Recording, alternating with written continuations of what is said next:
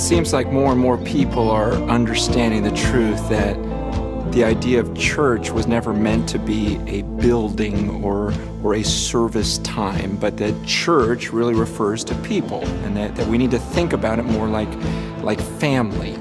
Your family is a family regardless of whether you meet in a home or regardless of whether you have a reunion. You're always a family. And in the same way, the church is always the church. It was a church before they had a building. They had church before they had these formal gatherings. The church just means the followers of Jesus Christ. Now, while we may agree that the church is the followers of Jesus Christ, that doesn't mean we're all in agreement, because there's so much disagreement on what it means to be a follower of Jesus Christ. Just like we can distort the concept of fearing God, we can also distort the concept of following Jesus. And it's a pretty simple concept. I mean, Jesus says, "Follow me." And it's the first thing he said to his disciples, "Follow me, and I will make you fishers of men." Now, granted, he was talking to fishermen, and he was saying, look, okay, forget the fish for a second. Follow me, and I'm gonna have you not just catch fish, I'm gonna have you catch people.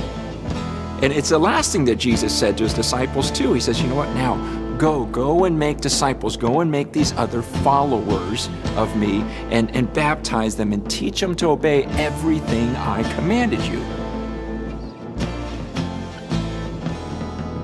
So the first thing Jesus says to his disciples is, follow me, and I'll make you fishers of men. Last thing he says is, go and make these disciples, these people who follow me. And in between those two statements, he spent a lifetime of showing them what it means to follow God, showing them what it means to make disciples or to fish for men. It's this idea of we get more and more people to come under the authority of God, to actually submit to him and live the way that God wants us to. And so he tells his disciples, he goes, follow me, and I'm going to teach you how to do this. He spends his whole life doing it, then he goes, now go and do the same thing. Where it gets weird is that nowadays, there are millions of people on this earth who call themselves followers of Jesus, but their lives look nothing like his. And they're not obeying the things that he called them to do. And yet in their hearts, they're convinced they're followers.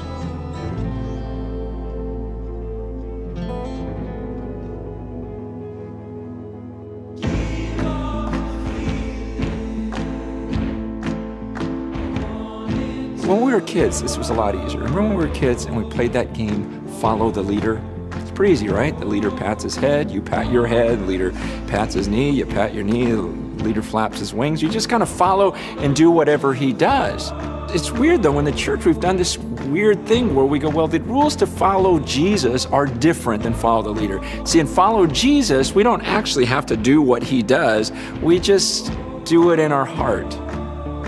It doesn't really make any sense. I mean, imagine a kid on a lounge chair playing follow the leader and going, yeah, I'm flapping my wings in my heart. You know, it just doesn't. Why does that work in church and not anywhere else? Look, when my daughter comes to me and I say, hey, go clean your room, she knows better. She's not gonna come back a couple hours later and say, hey, Dad, I memorized what you said to me. You said, go clean your room. You know, what am I gonna say? Oh, good job, that's what I wanted. No, and she's not gonna come to me and say, Dad, I can say, go clean your room in Greek. Listen, that's not gonna fly. And what if she says, you know what? My friends and I, we're gonna gather together and every week we're gonna have a study and we're gonna figure out what it would look like if I cleaned my room.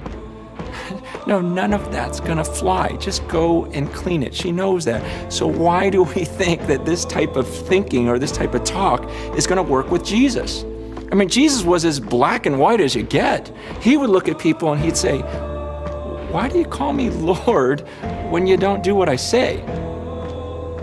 He says that in Luke 6:46. Why do you call me Lord when you don't do what I ask you to do? I mean, why would you call someone your master and then not listen to him? And he says in Matthew 7:21, he goes, listen, not everyone who says to me, Lord, Lord, is going to enter the kingdom of heaven.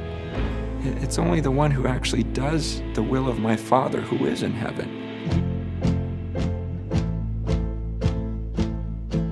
See, these words that we give without action behind it, that was never acceptable to Jesus. He says it's pretty simple. When I say follow me, you follow me. You do what I do. And when I ask you to do something, you just obey.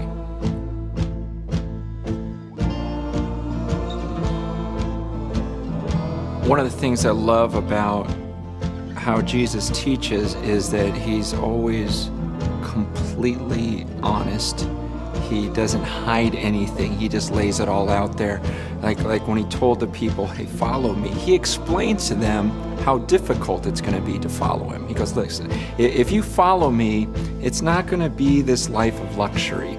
In fact, I don't even know where I'm going to sleep tonight. And not only that, but people are going to hate you for following me. And not only that, but there's going to be all these temptations in the world, and you're going to have to fight all these things, and even your own family might be against you. If you follow me, you may end up getting crucified like I'm about to get crucified. See, sometimes we're not that honest with people. We try to talk people into following Jesus by just saying, hey, if you follow Jesus, you can be forgiven, you'll get to go to heaven, you can have intimacy with God, and all those things are true, but we neglect this other part that Jesus was very upfront with, saying, look, it's very, very difficult to follow me.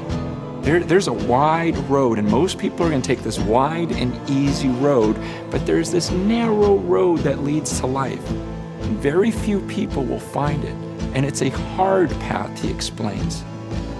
But he also tells them, but I'm worth it. I am so worth it.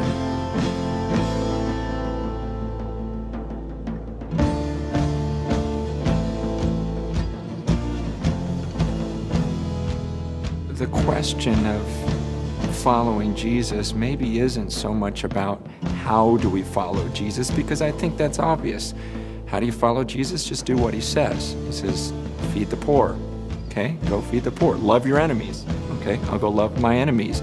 You know, do good to those who hate you. Okay, if someone hates me, I'm going to do something good for he explains, and so it's really not confusing how to follow Jesus. Maybe the question that most people struggle with is why?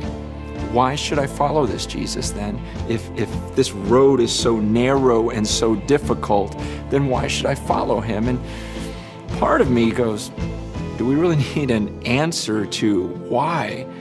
I mean, after all, isn't it just a little bit of a privilege and an honor that we get to follow the Creator?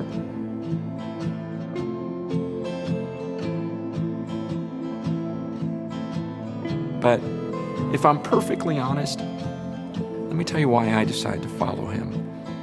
The reason why I decided to follow Jesus is because Jesus promised, he says, I am going to come back to that earth, and I'm going to come back someday, and I'm going to judge the earth.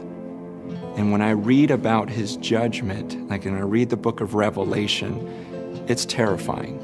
And you have in Revelation 6, for example, you have these people who are really the biggest people on the earth. I mean, they're larger than life. You talk about the kings, the performers, the people we look at as just up on a pedestal, but you have them screaming and hiding in caves when Jesus starts to pour out his wrath on the earth. In fact, they're hoping that the rocks will come and crush them, because they're saying, someone hide us from the wrath of this one who sits on the throne, and hide us from the wrath of the Lamb, because the day of his wrath has come, and who can stand it?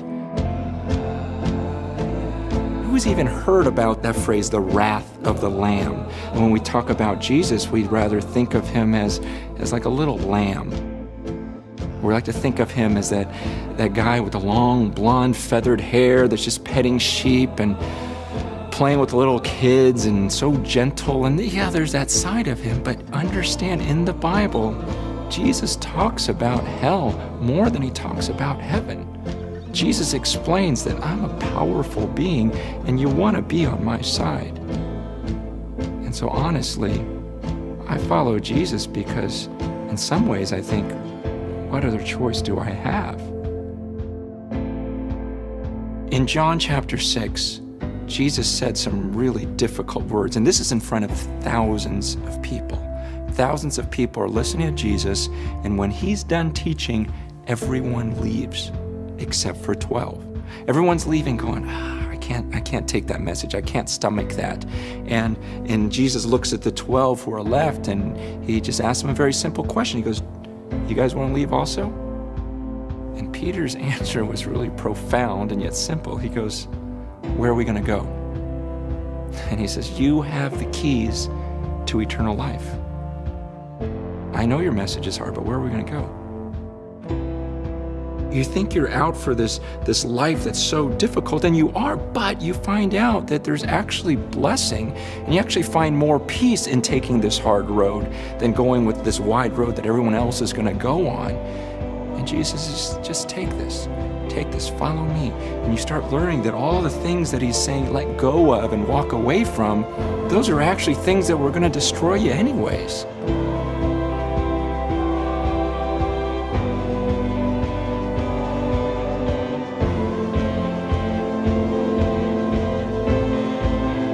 Jesus says, if you're going to try to save your life, you're going to end up losing it. But if you lose your life for my sake, then you're going to find it. In other words, if you're going to try to hold on to all these things and try to save every bit of life and everything that brings you pleasure, he goes, you're going to end up losing your life that way. But if you would surrender to me, if you would just trust me, trust that I have something better, and let go of everything else, he goes, then you're really going to find life. I mean, think about it. You really think that Jesus needs anything from us? He's the creator. Jesus wants to give. He wants to bless. And in fact, when Peter says, Jesus, we gave everything up for you, Jesus quickly stops Peter and says, hold on. He goes, everything you gave up, you're going to end up being rewarded for it. I'm going to give you 100 times what you gave up. He goes, don't you understand this life of giving and serving other people? He goes, you're actually going to find blessing in it because it's more blessed to give than to receive.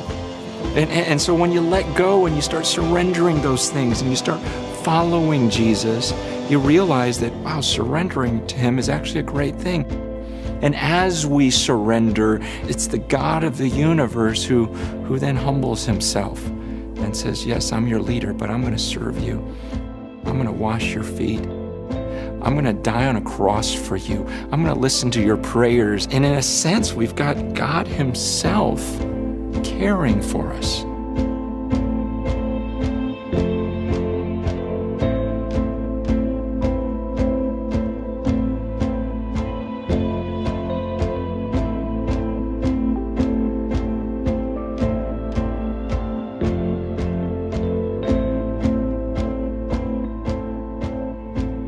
There's a reason why Jesus says, follow me.